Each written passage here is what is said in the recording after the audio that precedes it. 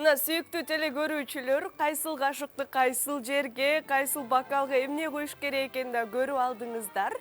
Жаңы жыл келе жатат, демек дасторконду ооба толтуруш керек. Бирок кандай салат жасайбыз, кандай тамак? Эгер мындай суроолор сизди да башыңызды маң кылып жаткан болсо, азыркы тапта, азыркы мүнөттөрдө биздин ашканада биздин сүйүктүү ашпозчубуз бар, Белек менен Чогуу. Жакынкы аралыкта аз эле азык кете турчу, даамдуу, жаңы жылга ылайык салат жасалат. Ошондуктан көңүл буруңуздар. Белек, угуп жатасыңбы? Мынакей мен даярмын, ашканадамын, бычактан эле байкаса болот. Урматтуу теле көрүүчүлөр, сиздер үчүн бүгүн биз жаңы жылда бардык айымдар, керек болсо бардык мырзалар өзүнүн дасторконун толтуруу үчүн эң оңой жол менен, эң колуңузда бар азык менен жасалуучу мыкты салатты жасайбыз. Аны албетте бүгүн мен эркелейм, бүгүн мен жасабайм, себептен менин жанымда мыкты ашпозчу, шеф-повар Элеман Айылчиев жардам бермекчи. Ассаламу алейкум. Жакшы, биз колгап менен эле учурашып элебиз, ушундай. Маанаңыз жакшыбы? Ооба, жакшы. Жаңы жылыңыз менен келе жаткан. Рахмат. Бүгүн кандай салат жасайбыз? Аты эмне деп аталат? Бүгүн кече күнү Мики байкебизге өзү чалып, өзү айтты аны. Сырды жакшы көрөм деген, көптөн бери грецкий орехти жейлек экен. Ошо менен чогуу жасап бүгүнкү сизге кечин деп ойлонуп, өзүм ойлонуштура койгом. Демек бул автордук салат десек да болот. Бир автордук, бир аз, ооба. Муну бардык эле айым, бардык эле мырза жаңы жылда өзүнүн дасторконуна койсо болот. Ооба, албетте. Бул жерде эң доступный, Баарыбыздын колубузда бар эле азыктар экен. Мисалы үчүн сабиз, кызылча, пияз, анар, шпинат, грецкий орех жана сыр. Бүттү. Анан чеснок. Ичине даам берет, жакшы даам. Чеснок дегенде мен бир аз чочуп түштүм, себеп дегенде анар менен грек жаңгагынын ичинде чеснок. Бул декорго. Эми түшүнүктүү. Сүйүк бирөө жакса, например, кошуп алышат. Аны четке коюп коебуз. Татымына жараша четине коюп коебуз. Эми түшүнүктүү. Анда биз баштайлы. Бул менин оюмча бир 10 мүнөттүк убакытты талап кылса керек. 10-15 мүнөттө талап кылат. Макул. Баштайлы, мен силерге жардамчы болоюн. Силер мага айта бергиле, муну мындай кыл, тигини тигиндей кыл. Пиязды бере көрбөгүлө. Ыйлагым келбейт дейм, э? Сизге аны беребиз. Ал уже специальный өзүнчө кичине оорураак. Муну кандай кылайын? Арчы бериңиз. Мен сынылда. Мен буну арчы берейин. Мынакей сабизден баштайбыз, урматтуу теле көрүүчү. Эгер жаңы гана кошулган болсоңуз, керектүү азыктарды дагы бир ирет кайталап өтөлү. Бул албетте сабиз, анар, кызылча, пияз, чеснок, грек жаңгагы, сыр жана шпинат. Анарды албетте биз кооздук үчүн кооздук үчүн жана ким жактырса кошуп алышат. Аны четке коюп коебуз. Анан эң аянда байкаштырасыңар өзүңүз. Муну колдоно берсем болобу? Колдоно бериңиз. Аябай ыңгайлуу экен. Албетте. Биздин өзүбүздүн четели дагы көп арчыгычыбыз да бар эле. Азырынча мейли. Бычак менен эле мындай айтканда арчый берейин. Үйдөгү үйрөткөндөй эле. Үйдөлөр үйрөткөн эле, отуруп алып, табуреткага. Акырындап. Элеман, канча жылдан бери бул чөйрөдө кызматтанасыңар? Мисалы үчүн, ашпозчулук менен. Буйруса, эми 6 жыл болуп калды. 5 жыл өзүмдү ушул жумушка берген себебим үйрөнөйүн деп бердим. Аяктан акчага эмес, үйрөнүү үчүн аракет кылып. Акчага деле. Кичине жол керек эди. Ошол себеп менен азыркы моментте ушул деңгээлге жеткен себебим эң биринчи апама рахмат. Кичинекейимден бери ошо 2-класста эле камыр жуурут баштады эле. Ошондо эле ойлогом, ашпоз болот окшойм депчи. Эң сонун апаңызга рахмат айтыш керек экен, э? Кийинки кадамыбыз кандай болот? Кийинки кадам анарды тазалайлы. Мен пиязды тазалайын, э? Ошентип. Сиз анарды 6га бөлүп туруп, ачып коесуз роза гүлүндөй. Макул. Ушу анарды кескенди мен интернет булактарынан үйрөндүм эле. Урматтуу теле көрүүчү, сиздер дагы анарды кескенди үйрөнгүңүз келсе, анда мынакей дал ушундай кадамдар менен кесип алсаңыз болот. Мынакей биринчи үстүн алып алабыз. Тактап айтканда шап кесин.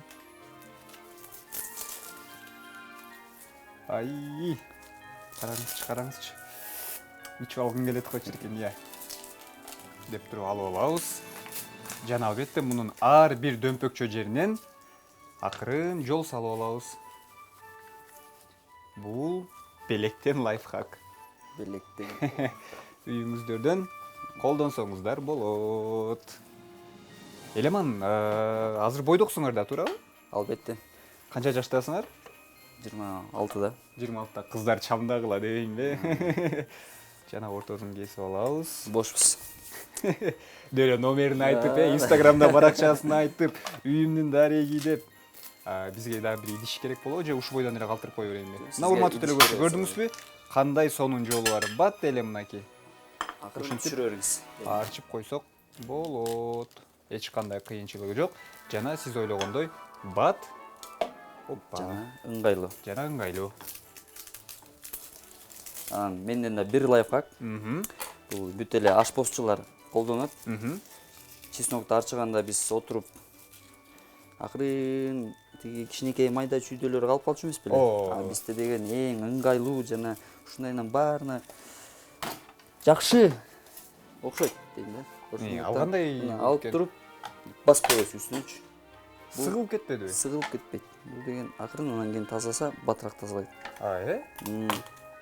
Жеңил эме. Ансыз деле биз чеснокту майдалайбыз да, туурабы? Ошо да, албетте. Ошол себеп менен мындай эле кесип коебуз, ошондо таза чыгат. Эч ким да кыйналбайт окшойт эжекелер. Эжекелерибиз. Байкелерибиз дагы үйдө ашпозчу байкелерибиз да болушу мүмкүн. Акчаны ким табат эне? Байкелерибиз да кирип калса. Ал жагы бар, ал жагы бар. Ошондуктан байкелер иштей бергиле. Арканы. Негизи бир мындай стереотип бар го. Кандай десем, бардык эле кино тасмаларда, бардык дебейин, бирок көпчүлүк кино тасмаларда ашпозчулардын ролун жараткандар керек болсо бир аз мындай курсак салып алышат да, кийин шеф-повар болгондо курсагы чыгып дегендей. Бул эмне себептен? Ал шеф-повар болгон себеби менен колу узарып кичине азыраак жумуш жасап, Кана тигинин даамын көрөйүнчү дегендей эле. Анан кийин иш чыга баштайт. А мен ойлогон себебим таза эме жүрүш керек окшойт. Фитнес менен заниматься этип турабы? Ал керек, албетте. Анан алар кыйналышат. Чынын айтканда алар кыйналышат. Андай байкелер дал эле чанда кездешет. Тааныштар көп. Бирок тилекке каршы. Ал жашоо деген пайдалуу эмес ал. Жашоо деген. Кийинки кадамыбыз эмне болот? Ушу баштайбыз эми. Баштайбыз. Мынчаганар жетеби, дагы артыш керекпи? Да түшүрөрүңүз. Бияктан даярдай коеюн. Макул. Биздин астыбызда башка табак бар, мынакей. Мынакей ак табагыбыз бар. Сиз бул жакка өтө бериңиз. Мен сизге алып берейин. Оппа. Урматтуу телекөрүүчүлөр, ойлошуңуздар мүмкүн, ашканада турушат, булар эмне бат эле даярдай койбойбу деп. Чындыгында бул албетте оңой иш эмес. Биз азыр сиздерге жөнөкөй салат эмес, жаңы жылда сиздин дасторконду кооздоп, пайда алып келчү, өтө витаминдүү салат даярдап атабыз. Өтө. Бул, например, бизге бойго жардам берсе, бул ашказанга жардам берет. Анан грецкий орех болсо, мээге жардам берет дейт. Шпинат, пияз, өзүңүздөр билесиз. Анан кийин чеснок, бул деген эң пайдалуу нерсе экен, рактын клеткаларын өлтүрөт дейт. Күнүнө бир даана чеснок жеп коюш керек дейт. Бул чын эле болуш керек анда, ошондой. Эмне кылабыз? Мен баштай берейин акырындап. Арчыбыз, Сабизди өткөрөбүз. Узун кылып, марковча деген салат бар го. Ошондой сыяктуу кылып эле. Эң сонун. Жакыныраак көргөзүп койсок деле болот. Эң даамдуу. Бул жерде өзүбүздүн чын жүрөгүбүздөн чыгарбасак, салаттын даамы чын жүрөктөн болбой калышы мүмкүн. Бул жака кичине 10 грамм болсо да сүйүү кошуп, 20 грамм болсо дагы бактылуулукту кошпосок болбойт го. Болбойт го. Мынакей урматтуу телекөрүүчүлөр, биз канча пайыз сүйүүбүздү берип, анан эң башкысы эмгегибизди берип, убактыбызды берип, сиздер үчүн мындай айтканда шпаргалка кылып берип атабыз жаңы жылда. Адаттагыдай эле оливье, адаттагыдай эле кызылча салат, же болбосо туздалган бадыраң дегендерден сырткары, керек болсо погребте жаткан бир топ салаттардан сырткары кандай сонун салат жасалса болот экенин көргөзүп берип атабыз биздин шеф-повар Элеман Айылчиев менен. Кызылчаны да өткөрөбүз, ошондой кылып эле. Бул да бир чети жакшы себеби өтө үнөмдүү. Үнөмдүү, каражат да көп кетпейт. Ошол эле учурда пайдалуу. Муздаткычты ачканда мындай нерселер көп эле табылат окшойт. Туура. Эң эле калып калган нерселер. Ошонун калдыктарын калтырбай биз жакшы жакка пайдаланабыз, Албетте. Ойлонуштура койсо болот. Эң жакшы нерсе бул. Анан кийин өтө даамдуу. Өтө. Аз көрөбүз.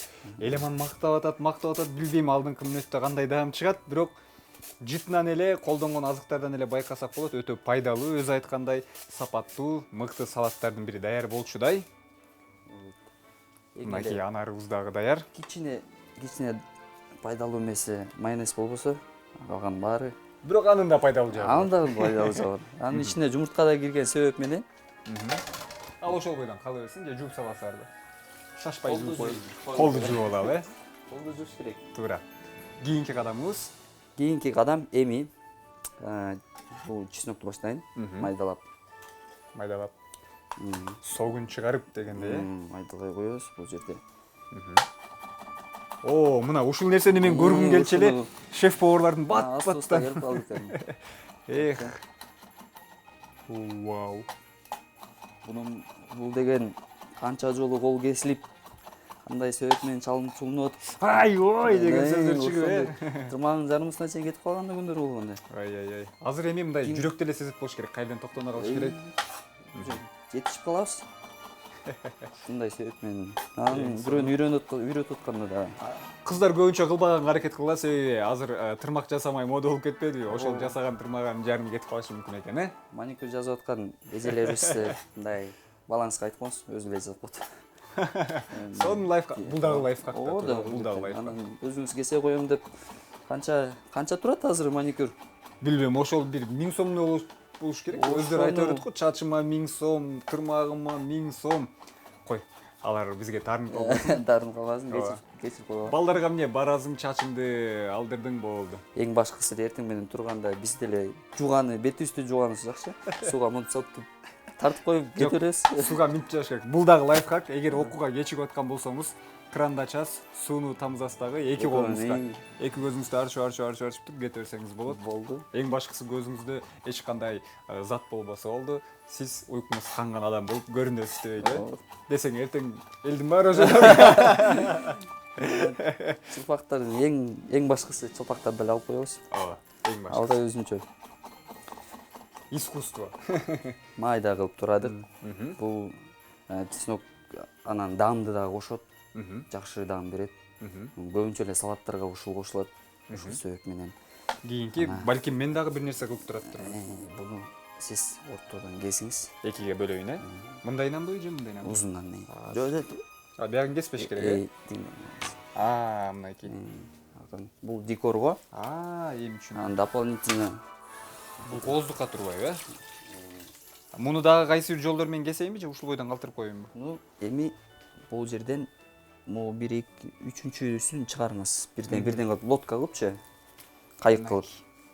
Бияктарын, Кайык кылып бирден чыгарыңыз. Эми түшүндүм. Бул деген миске дагы бир лайфхак ыйрөтө кетебиз. Аз белек ыйлап баштайт. Көзүнөн жаш чыга баштады. Мындай болуш керек. Андай болуп туруш керек деле. Андай болуп туруш керек. Негизи эле адам баласынын организминен жаш чыгып туруш керек экен. Тактап айтканда көзүнөн жаш чыгып туруш керек экен. Мырза болобу, айым болобу. Себеп дегенде анын ичинде дагы кандайдыр бир учурда заттар болот экен. Негатив ойлорду, негатив окуяларды аны менен кошо чыгарып алса болот экен. Андыктан кээде көздөн жаш чыгарып койгон дагы бул жакшы. Деп калп эле пияз арчып атканымды байкатпай. Ыйлап жибербесиң деп эле. Бул жагындагы. Бир 2-3 штук жетет ал дагы. Ал дагы жетет, Бул жерден эми эң башкысы. Бул жер өтө жай иштеш керек бул жерде. Кечиресиз, буну алып турайын. Албетте. Буну акырын эме кылабыз, жалбырак чагылабыз, окшоштуруп. Жалбырак чагылып, кооздош керек. Алып туруп, кара мурч менен эле, же болбосо кара башкача светтер менен, өңдөр менен алып деп коюп коебуз. Мен түшүндүм. Мен түшүндүм. Сиз ушуну жасайбыз. Мен ошону жасай берейин. Жалбыракчага окшоштурабыз, мынакей. Акырын. Ай, өтө кылдаттыкты талап кылган өзгөчө бир салат экен, урматтуу теле көрүүчү. Эгер сиз жаңы гана биздин экранга кошулуп аткан болсоңуз, анда дагы бир рет кайталап өтөлү. Эмне азыктар колдонулат? Бул пияз, чеснок, кызылча, сабиз, шпинат, грек жаңгагы, сыр жана анар, мурчтарды колдонсоңуз болот. Былай Биз коелу. болсо жалбыракча жасап атабыз. Түшкүргүң келет го чиркен. Ал бетти. Түшкүрүү берсек эле түз эфирде. Меники окшошпой калды. Окшошпой калды? Окшошту. Окшоштубу? Бул жерлерине муш жетпей Бул да калды. сиздин өзүңүздүн жеке Кулинардык шедеврине. ар бир адам ар кандай жаралат. Ар бирөөнүн өзүнүн сулуулугу бар да. Сиз да өзүңүздүкүн көрсөтпөдүңүзбү? Бул өтө мени неме деп коет го орустар, ниже пояса деп коет го, ошондой эле удар болду мен үчүн. Бул жерде жакшы эле. Мындан да начар жасагандар бар. Мындай Ошентип койгула, мага дем күч берип. албетте ошондой бул Азыр кыла албагандар да бар. Буга албетте кылдаттык мамиле кылыш керек экен. Мынакей. А эмне үчүн мурч менен биз четин кооздоп алып атабыз? Бул кооздук үчүн элеби же? Бул деген ак болуп атпайбы тарелкачы? Анан ошол Болгону белги, белги, белгилүү да, кичине өзгөртөт. Мына эми окшошту. Эми бул жакта мен уже заправка кылып берейин. Ооба. Кара мурч. Эмнелерди кошобуз ал Кара мурч. жерде? Көп кошуп албагыла. Биздин убактыбыз да азайып баратат. Андыктан урматтуу телекөрүүчүлөр, Туз. сиздер да жакыныраак болуп, биз менен кошо кайталап. Майдан кичине. Кичине майдан кошуп туруп эле. Эң башкысы. Баарыбыз билген Ушу майонез. ар кандай сэндвичтерге Аз калды. Аралаштырып. Мынакей, меники дагы бүтөйүн деп калды. Биздин Ангарадагы студияда бизди күтүп атса керек, кандай салат күтөт деп. Урматтуу телекөрүүчүлөр, жакыныраак көргөзүп алсак дагы болот. Бүтөйүн деп деле калган турбайбы? бүтүп калды. Бүтүп деле калды. Албетте. Телекөрүүчү. Бул жакта Аз гана калды. Акырын. Аз гана калды. 1-2 мүнөттүк убакыт. 1-2 мүнөттүк убакыт. Колду алып туруп, сиз Мен эмне кылып ийейин? сырды үстүнө себиңиз. Мынакей, сизге салфетка берейин. Өткөрүп себиңиз үстүнө эле. Кичинекей жагынан, Эң кичинекей. Мен болсо шпинатты колдоно коеюн. Опа. Бул да башкача. Колумдун титирегени айланайын. Чоң жагына. Чоң жагынан кылайын, Опа. Үстүнө эле тиги жалбыракчаларга албетте. тийишпеши керек, Үстүнө эле аяка башка нерсени салабыз. Дагы бир лайфхак, ушинтип арчып атып, оозго салып койсоңуз болот. Эң эле баары Баардыгыбыз колдонгон нерсе дебейинби? Баардыгынын колунан келет. Жетиштүүбү же дагыбы? үстүнө үйүп салыш керек. Бул үстүн жабышыбыз керек, мындай айтканда көргөзбөй. Мында түрү бар. Дүйнө жүзү боюнча бир 60 салат чыгарсак чыгаратырбыз, башкача болгончу. Андан ары уже окшошу берет. Баары окшошу берет. Кошулган нерселерчи, бирок ар кандай нерселер тугат. Же атын өзгөртүп коюшубуз мүмкүн дегендей, Эми анардыга гана кошот экенбиз. Мага аябай сырдуу болуп атты эле. Коюп коелу. Эми түшүнүктүү. Мен анарларым жетпей калбасын. Экономдуп салгыла дебейинби? Жаңгакты? Жаңгакты ичине салып жибердим уже. Кошуп Майдалап салдым. Майдалап ичине салып тастайбыз. Эгерде сүйсөңөр жаңгак байкебизди, анда алып туруп эң башкысын бул жерге коюп коебуз. Сүйгөндөр бар да турабы? Ооба.